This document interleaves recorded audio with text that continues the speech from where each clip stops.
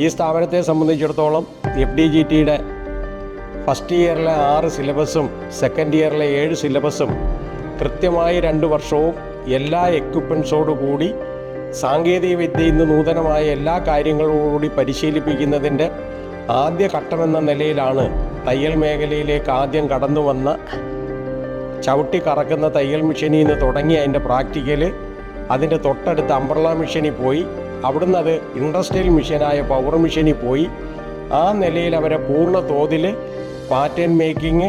അതുപോലെ തന്നെ വസ്ത്രങ്ങൾ ഇന്ന് നൂതനമായി നിർമ്മിക്കത്തക്ക രീതിയിൽ ഈ സ്ഥാപനത്തിൽ വന്നിട്ടുള്ള എല്ലാ കുട്ടികളെയും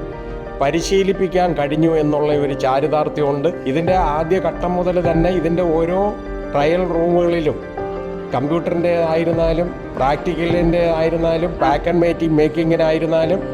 ഇന്ന് ഈ മേഖലയിൽ തയ്യൽ തൊഴിൽ എത്ര കണ്ട് ആധുനികപ്പെട്ടിട്ടുണ്ടോ അതിനാവശ്യമായി ഇന്ന് ലോകത്ത് കിട്ടുന്ന എല്ലാ ഉപകരണങ്ങളെയും ആശ്രയിച്ചുകൊണ്ട് തന്നെയാണ് നമ്മൾ ഈ കുഞ്ഞുങ്ങളെ ഇവിടുന്ന് പ്രാപ്തരാക്കുന്നത്.